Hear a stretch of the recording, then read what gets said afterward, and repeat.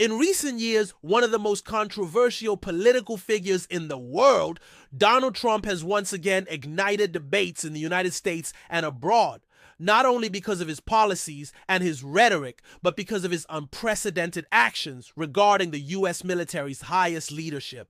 According to reports and testimonies, Trump has removed no fewer than 16 generals and admirals from their positions, creating shockwaves across the Pentagon and raising concerns about the future of American democracy, civil-military relations, and global stability. Among those dismissed were some of the most distinguished officers of the U.S. Armed Forces, including General Charles Brown, who served as chairman of the Joint Chiefs of Staff.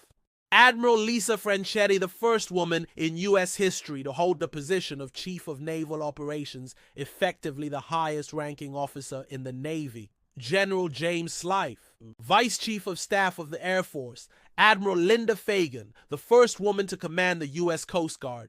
General Timothy Hoff of the Air Force.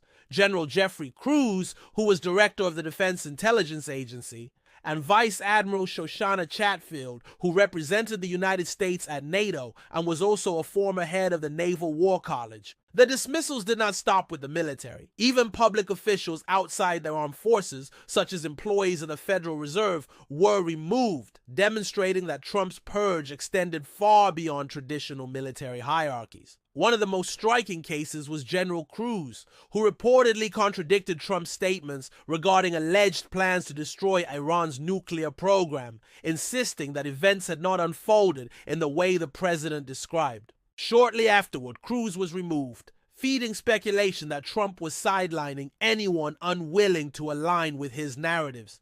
These actions have led many analysts, journalists, and ordinary citizens to wonder whether the United States is heading down a dangerous path toward authoritarianism. After all, while it is common for presidents to appoint loyalists to top positions, the sheer scale, speed, and publicity of these removals are unprecedented in modern U.S. history.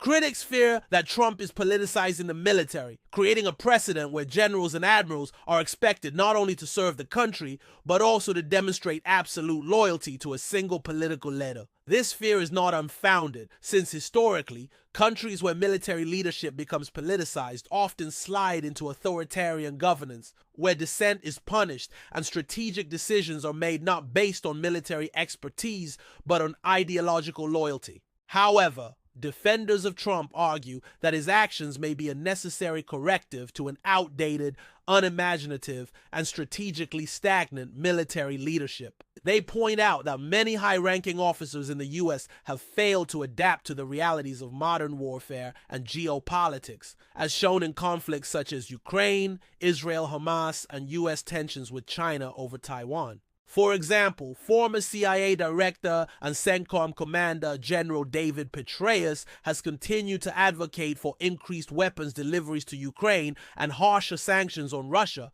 despite the fact that these measures in the eyes of many have not produced the desired results after nearly 4 years of war.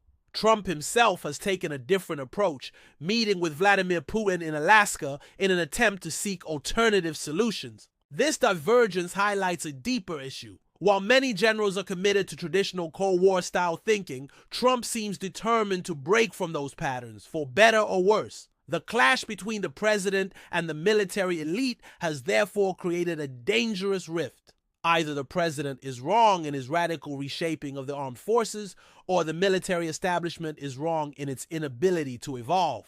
In either case, as analysts note, the real loser is American society, which depends on both civilian leadership and professional military expertise for its security. The broader concern, however, goes beyond questions of strategy. It is about the balance of power in a democracy. In the United States, civilian control of the military is a fundamental principle designed to ensure that armed forces serve the Constitution, not an individual leader.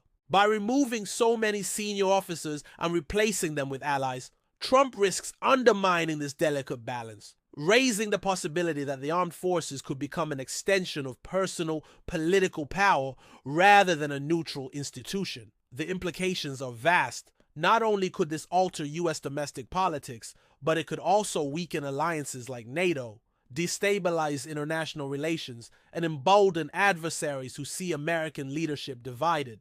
Yet supporters urge caution before condemning Trump outright. They argue that the dismissals might also reflect his awareness of a rapidly changing global landscape, where traditional military doctrines are no longer sufficient. The United States is already stretched thin, with commitments in Ukraine, involvement in the Middle East, and constant threats in the Indo-Pacific. Perhaps Trump believes that only new, loyal, and more adaptive officers can navigate these challenges. Still, the pattern remains alarming. When loyalty becomes a greater criterion than competence, history shows that institutions suffer. Observers recall past episodes where leaders around the world purged their militaries, often with disastrous consequences, leading to weaker defense readiness, strategic blunders, and eventual crises. For Americans, the question is existential. Is the U.S. military being strengthened by Trump's actions, or is it being hollowed out in ways that will only become clear in the next conflict? To answer this, one must also consider Trump's broader political style. He thrives on disruption, confrontation, and the defiance of norms, often framing his decisions as necessary correctives to a corrupt or failing establishment. To his supporters, these qualities make him a bold leader, willing to do what others fear. To his critics, they make him a dangerous figure, undermining the very fabric of American democracy. The dismissal of 16 generals is not just a personnel issue. It is a symbol of Trump's larger struggle against institutions that he views as disloyal or ineffective. In the end, whether this purge represents a step toward dictatorship or a radical but necessary adjustment depends largely on perspective. What cannot be denied, however, is that the United States now faces one of the most serious tests of civil-military relations in its modern history. The consequences of these actions will reverberate not only through the Pentagon, but also across America as global alliances and adversaries. For now, observers around the world watch closely as the most powerful military on earth undergoes a transformation that could either prepare it for the future or destabilize it in ways no one yet fully understands. And as always, Fun Facts is here to bring you the truth behind the headlines. Trump versus the high command, and what the dismissal of 16 generals really means for the future of the United States and the world.